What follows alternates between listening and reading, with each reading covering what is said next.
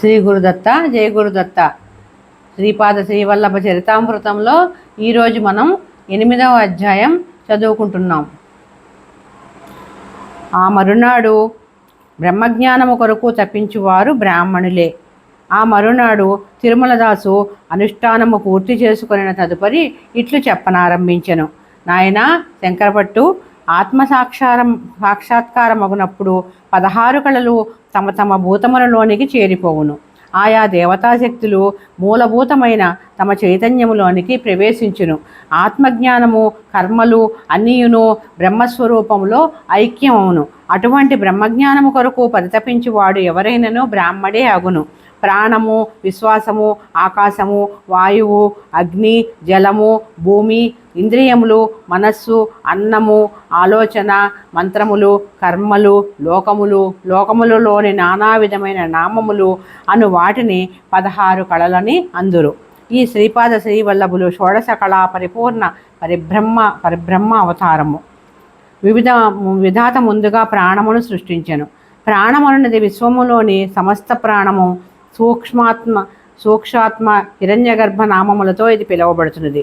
సృష్టికర్తకు కూడా హిరణ్యగర్భయను నామమున్నది. మానవుని యొక్క భౌతిక, మానసిక, జ్ఞాన సంబంధములైన మూర్తిత్వములోని సృష్టి ప్రేరణకు ప్రాణమని పేరు. ప్రాణమయ కోసమైన జీవధాతు శరీరమునకే శక్తి శరీరమని పేరు. ప్రాణమయ చైతన్యమును సరిచేయుట ద్వారా భౌతిక సంబంధమైన బాధలను పరిహరింపవచ్చును. మానవులు రోగగ్రస్తులగుటకు ముందు ప్రాణమయ శరీరము రోగగ్రస్తమగును. ఆ తదుపరి మాత్రమే స్థూలదేహము రోగగ్రస్తమగును. సృష్టి ప్రేరణలో విశ్వాసము ఏర్పడిన తర్వాత పంచభూతములు ఏర్పడినవి. ఈ పంచభూతముల గణములు పరికించుటకు పంచేంద్రియములు ఏర్పడినవి. వీటిని సంధానపరిచి ఏకకాలములో పనులు జరుగునట్లు చేయుటకు మనస్సు ఏర్పడింది. మానవులు తమ ఆహార విషయంలో తగు జాగ్రత్తలు పాటించవలెను.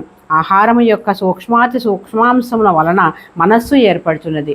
మనస్సు ఆహారముచే బలోపేతమైన ఎడల ఆలోచనలు కలుగును. ఆలోచన స్రవంతిని క్రమబద్ధం చేసి నియంత్రణలో ఉంచిన ఎడల ఆలోచన ప్రతిబింబ రూపమైన అటువంటి దానిని మంత్రమని పిలుచుచున్నారు. యజ్ఞ యాగాది క్రతువులను యథావిధి అని పిలువబడును. యజ్ఞయాగాది క్రతువులను యథావిధి ఆచరించుచు ఆయా కర్మకలాపాలలో పద్ధతి ప్రకారము మంత్రములను ఆలాపించిన ఎడల అది కర్మ అని పిలువబడును. కర్మలను బట్టియే ప్రపంచ నిర్మాణం జరిగింది. నామరూపములు లేకుండగా ప్రపంచం ఉండజాలదు. ఈ విధముగా దుఃఖభూయిష్టమైన బంధములతో కూడిన సంఖ్యల 16 రంగులతో ఏర్పడింది. మనలో ఒక్కొక్క ఇంద్రియము ఒక్కొక్క దేవత చేత ప్రభావితమవుతోంది. సమాధి స్థితిలో ఉన్న యోగికి ఆత్మ సాక్షాత్కారం అయినప్పుడు 16 కళలు తమ తమ భూతములలో లీనమవుతాయి. యోగి యొక్క భౌతిక శరీరమందలి ఇంద్రియములలోని శక్తులు విశ్వాంతరాళంలోని భూతములలో లీనమవుతాయి. కర్మేంద్రియములు, జ్ఞానేంద్రియములు కలిగిన మానవులు కర్మలను ఆచరించకుండా ఉండలేరు. మనిషిలోని అహం యొక్క ప్రేరణ వలననే కర్మలు ఆచరించబడతాయి. అహం అనున్నది మనస్సు, బుద్ధి అను వాటి యొక్క నియమ నిబంధనల చేత నిబద్ధితమైన చైతన్య జ్యోతి. ఆత్మ సాక్షాత్కారం పొందిన యోగికి పూర్వజన్మలలోని కర్మఫలములు ఏమీ మిగలవు. అహం యొక్క ఏర్పాటు ధోరణి పూర్తిగా నశించినదే ఆత్మ సాక్షాత్కారం జరగదు. అందువలన యోగికి ఆత్మ సాక్షాత్కారం అయినప్పుడు శృతి కర్మలు, వాటి ప్రతిఫలములు అహం యొక్క కేంద్రం, దాని యొక్క మాయాజాలములన్నీ శాశ్వతుడైన పరమాత్మలో లీనమవుతాయి. యోగి పరమాత్మలో లీనమై తరహితుడవుతున్నాడు. పరమాత్మ వ్యక్తిత్వ సహితుడై శక్తి స్వరూపుడై ఉన్నాడు. కర్మలు, వాటి ఫలములు నశించి యోగి సిద్ధావస్థను చేరుతున్నాడు. అతని స్థూలదేహము కర్మఫలములను అనుభవించుచున్నను.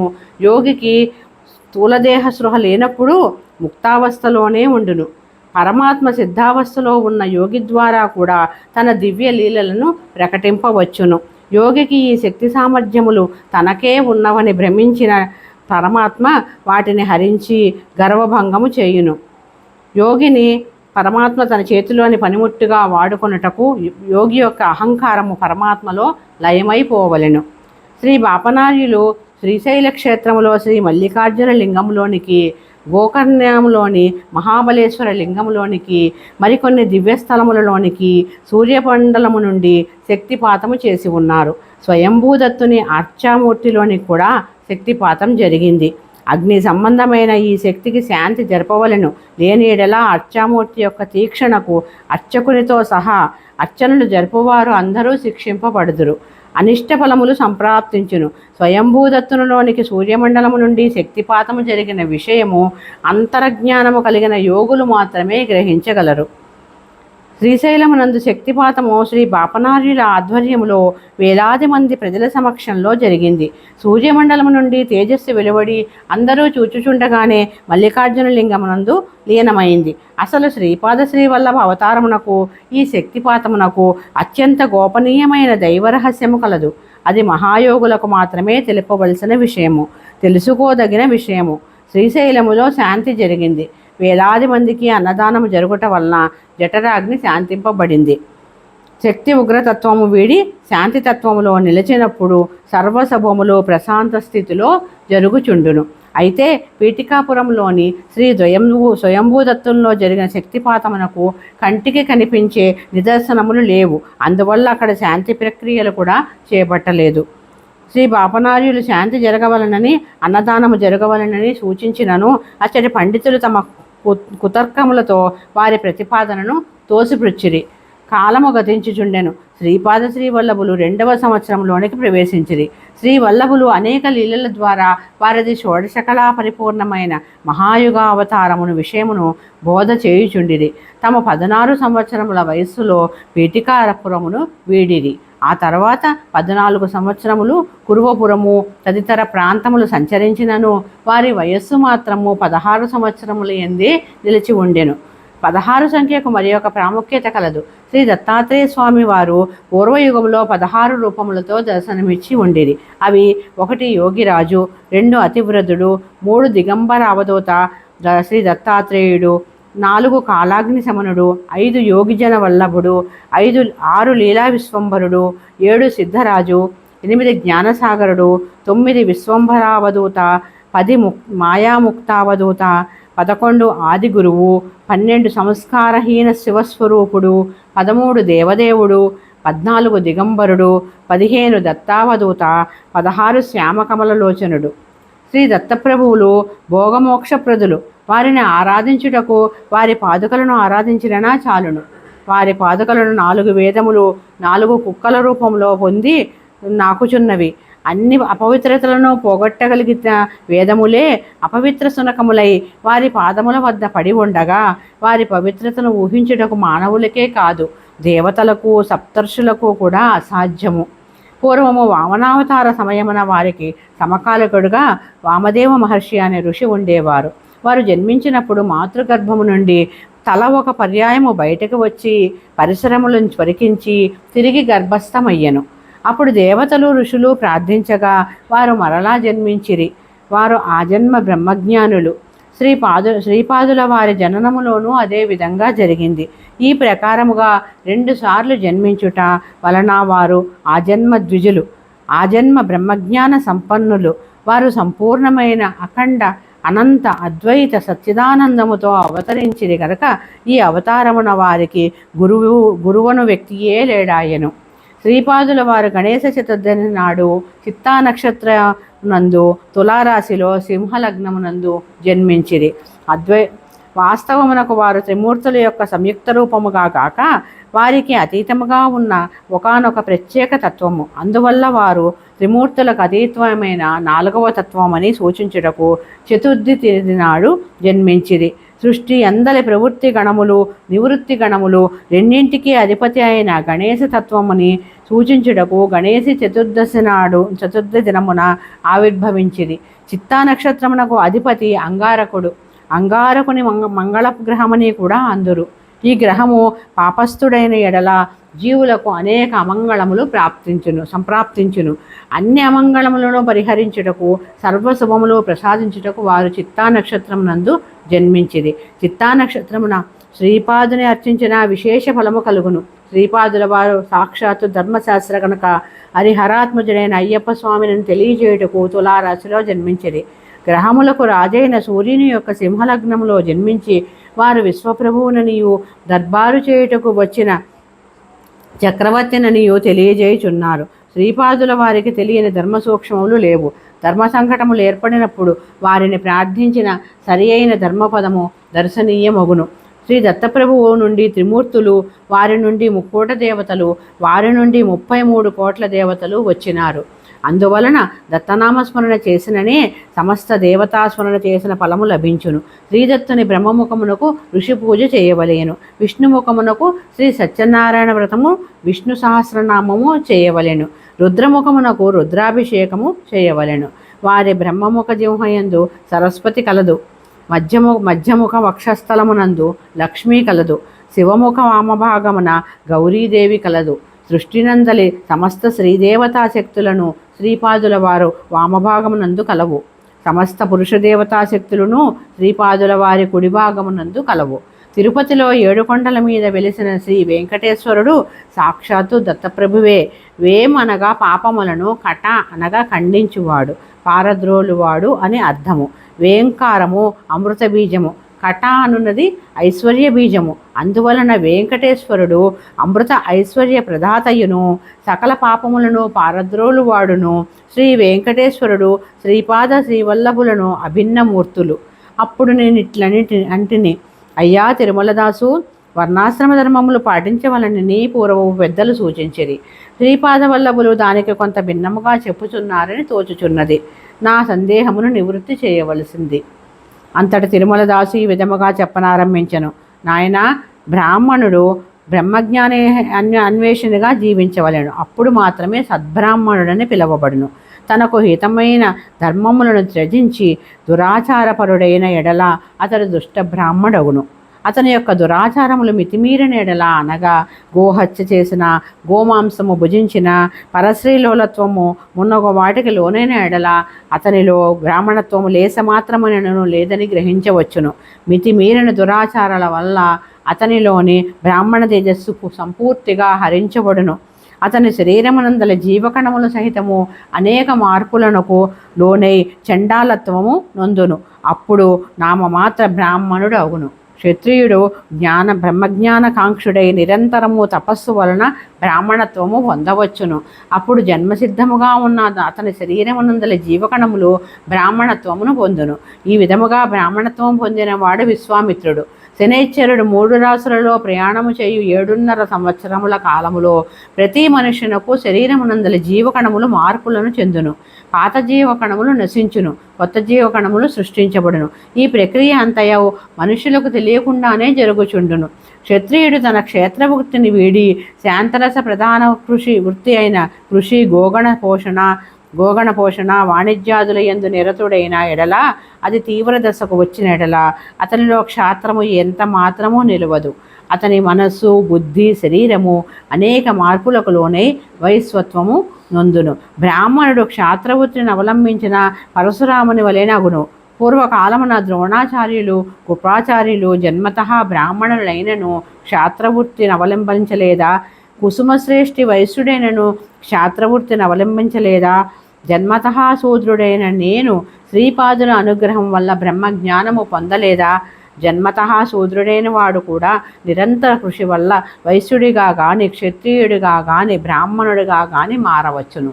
కేవలం ఒకానొక జాతిలో జన్మించినంత మాత్రాన శిక్ష వేయుట గాని యమధర్మరాజు చేయడు. మనము చేయు శుభాశుభ కర్మములను బట్టి ఫలితములు ప్రసాదింపబడును. జన్మతః శూద్రుడైన నేను మరి జన్మలో బ్రాహ్మణుడిగా జన్మింపవచ్చును. జన్మతః బ్రాహ్మణుడైన వాడు మరుజన్మలో శూద్రుడిగా జన్మించవచ్చును. కొన్ని సాంఘిక కట్టుబాట్ల కోసము వర్ణ వ్యవస్థ ఏర్పాటైంది. పాదములు శూద్రత్వమును పరమాత్మ యొక్క ముఖము బ్రాహ్మణత్వము, బాహువులు క్షత్రిత్వము, ఊరువులు వైశ్యత్వము, పాదములు శూద్రత్వము సూచించుచున్నవని శ్రీపాదవల్లభులే ఒక పర్యాయము సెలవిచ్చి ఉండిరి. శంకరభట్టు, నీవు మా ఇంట ఆతిథ్యమును స్వీకరించుచున్నావు. మా ఇంటి భోజనము బ్రాహ్మణ భోజనమే. నిరంతరము శ్రీపాదుల వారి స్మరణలోనూ ధ్యాసలోనూ ఉండేది ఈ పరిసర ప్రాంగణమంతయు శుభప్రదములు, పవిత్రములు అయిన దివ్య స్పందనలతో నిండి ఉండును. నరసావధానుడు జన్మతః అయినప్పటికీ ఆ గృహమందలి భౌతిక మానసిక ఆధ్యాత్మిక స్పందనలన్నీ విషపూరితములై ఉన్న కారణమున కలుషిత వాయుమండలములో నిండిన ఆ బ్రాహ్మణ గృహమున శ్రీపాదులు ఆతిథ్యము స్వీకరించరేది. దీనిలోని రహస్యము ఇదే సుమి.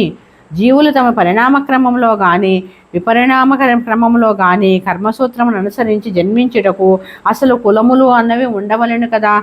అందులకే ఆ ఏర్పాటు జరిగింది.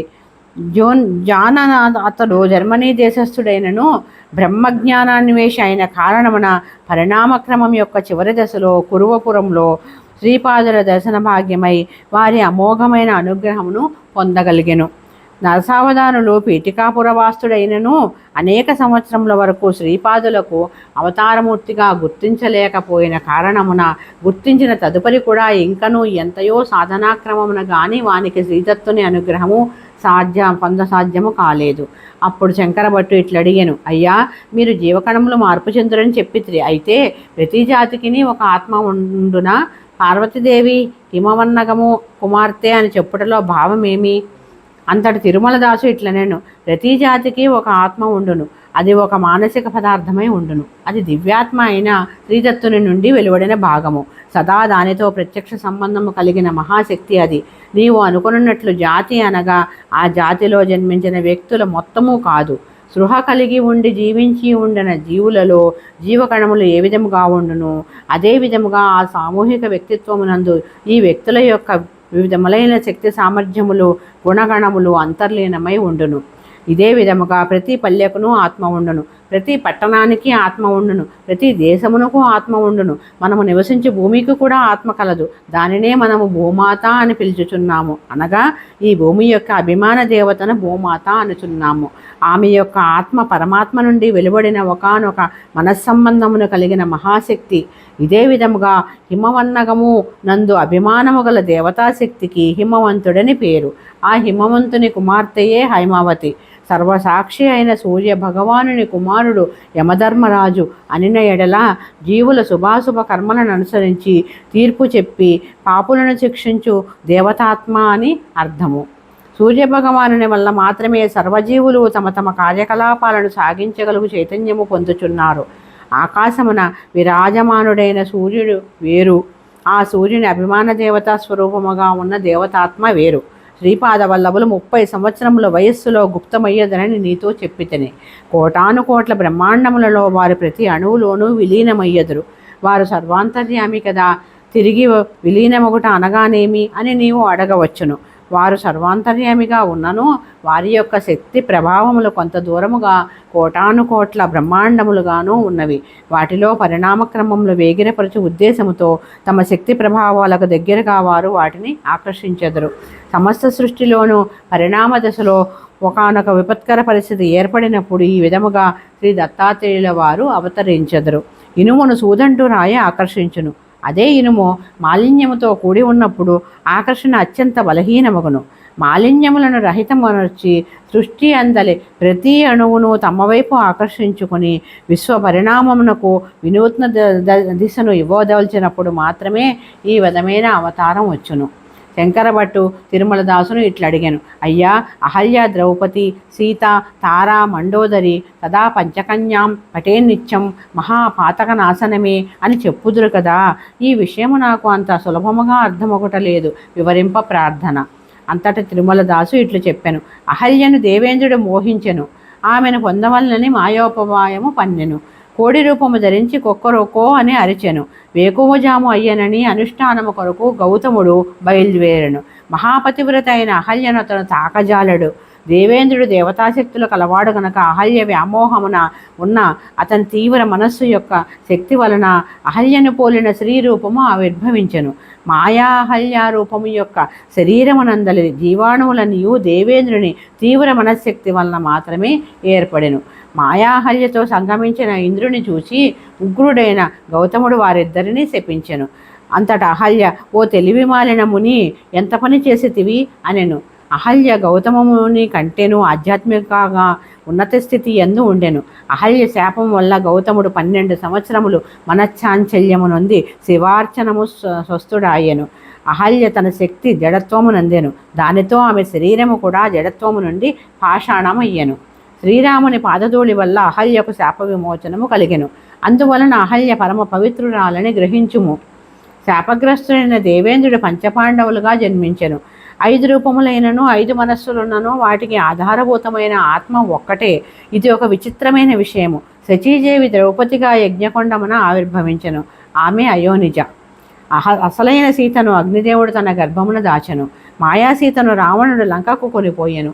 సీత అగ్ని ప్రవేశము చేసినప్పుడు 2 సీతలు వెలుపలికి వచ్చిరి. కావున సీతాదేవి మహాపతివ్రత అని తెలియము. భూచక్రమనందలి 12 రాసుల్లోనూ 27 నక్షత్రములు కలవు. ఈ 27 నక్షత్రములకు అభిమాన దేవత తారాదేవిగా జన్మించెను.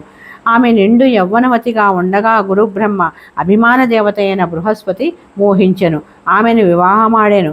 వృద్ధుడైన పతి నిండు యవ్వనవతిని సంతృప్తి పరచజాలడు. ఇది ధర్మవిరుద్ధమైన విషయము.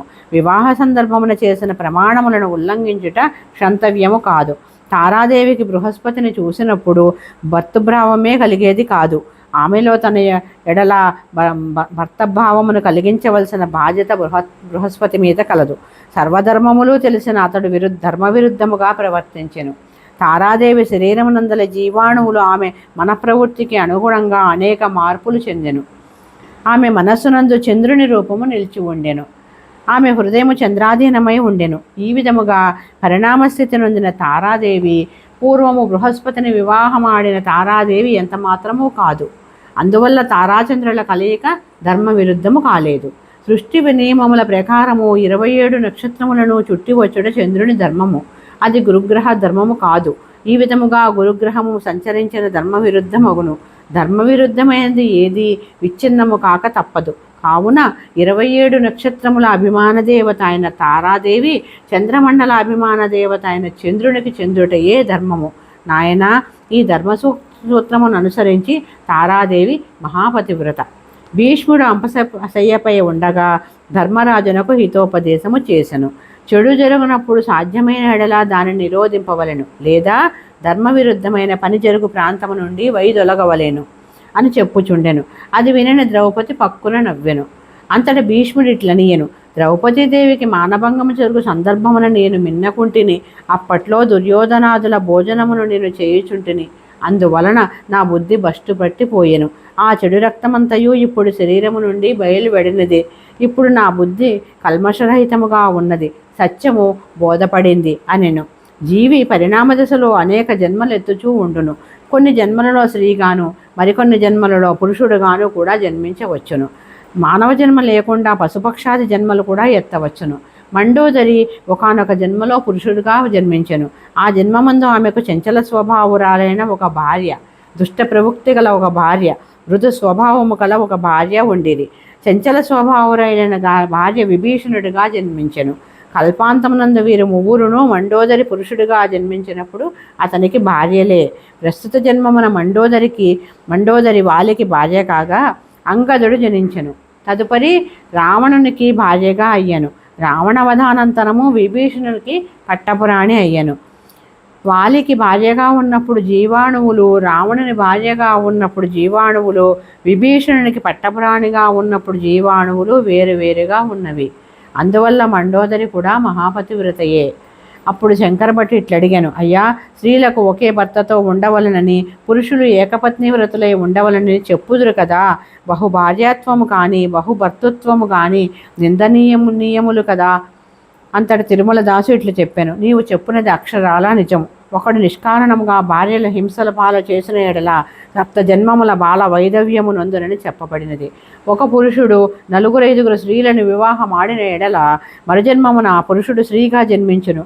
ఆ 4-5 స్త్రీలు తమ కామవాసనలు సంస్కారములు నశింపన ఎడల పురుష జన్మలు ఎత్తి ఆ స్త్రీని అనుభవించెదరు. ఇట్లు ఒక జన్మయందే జరిగినతో వ్యభిచార దోషము కలుగును. అట్లుగాక ఆ స్త్రీని వేరువేరు జన్మలయందు విడివిడిగా ఆ పురుషులు వివాహమాడిన ఎడల దోషము లేదు. ఇది కాలచక్ర ప్రభావము. ఈ మహాచక్రమునందు ఇటువంటి వింతలు ఎన్నో జరుగుతూ ఉండును. స్త్రీ జన్మ ఎత్తిన ఎడల ఆ జన్మకు సంబంధించిన ధర్మము ఆచరింపవలేను. పురుష జన్మ ఎత్తిన ఎడల ఆ జన్మకు సంబంధించిన ధర్మము ఆచరింపవలేను. భార్యాభర్తలను విడదీసిన పాతకులు అటు పురుషుల జన్మలకు కానీ ఇటు స్త్రీ జన్మలకు కానీ చెందకుండా నపుంసక జన్మమునెత్తి సంసార సుఖమనేది ఏమిటో తెలియక దుఃఖము అనుభవించుచు మనస్తాపము నొందుదురు. మాంసము భోజనము నిషిద్ధము. ఒకడు మేకను చంపి 10 మందితో కలిసి దానిని భుజించెను అనుకునుము. ఆ మేక ప్రాణోత్రణ సమయమున విపరీతమైన బాధను అనుభవించును. ఆ బాధామయ స్పందనలు వాయుమండలంలో నిక్షిప్తమై ఉండును. నాయన, వాయుమండలమునందు బాధామయ స్పందనలు, ఆనందమయ స్పందనలు నిక్షిప్తమై ఉండును. సత్కర్మల వలన ఆనందమయ స్పందనలు జనించును, దుష్కర్మల వలన బాధామయ స్పందనలు జనించును. చచ్చిన మేక తనను తినిన 10 మంది మానవులను హింసింపవలనని తలచును. ఆ కారణము చేత ఆ మేక మానవధ్యాస వలన మానవ జన్మ ఎత్తును. మానవులు మేక జన్మను ఎత్తెదరు. ఆ కారణము చేత ఆ మేక మానవధ్యాస వలన మానవ జన్మనెత్తును. ఈ రకముగా కర్మ యొక్క ఫలితములు ప్రతి చర్యకు ప్రతిచర్య కలుగుచూ ఉండును. అందువల్ల మానవులు క్షమాగుణము అలవర్చుకొనవలెను. సాత్వికుడు మేకను చూచినను దాని మాంసము తిననొల్లడు. ఒకవేళ ఆ మేక పూర్వజన్మనందు తనను భక్షించిన మనుష్యుడే అయినా సరే క్షమించి వదిలి దానికి ప్రాణబదానము చేసిన ఎడల అంతటితో ఆ కర్మచక్రము ఆగును.